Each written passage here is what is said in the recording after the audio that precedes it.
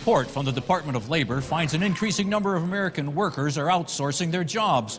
For more on this crucial issue, let's go to Joshua Russell in the Money Room.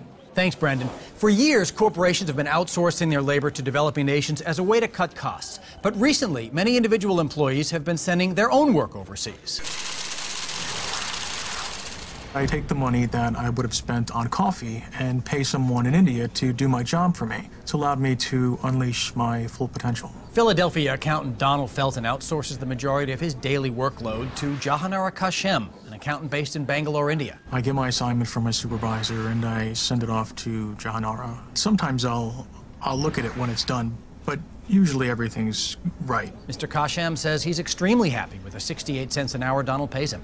I'm able to feed my family, and Mr. Felton can devote more time to his fantasy football team. And Donald is just one of the close to 700,000 workers who've come to rely on overseas labor. I've actually gotten 2 raises since Jahanara started. He's really good at doing my work. But it's not just lower-level employees who have embraced the trend.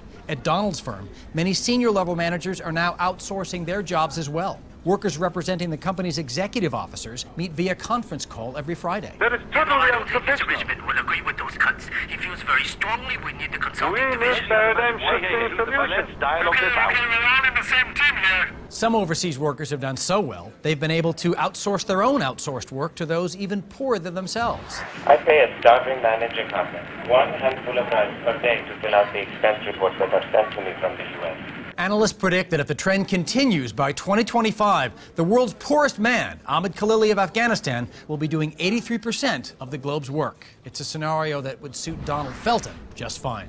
I'm trying to get to a point where I can just lay in one place and not have to do anything ever. With the Onion News Network, I'm Joshua Russell. Thanks, Joshua. Personal outsourcing is expected to grow as much as 20% over the next 5 years, according to the Filipino team that completed the Department of Labor's report. Coming up next, a new study finds the meth epidemic is hitting worthless Americans hardest.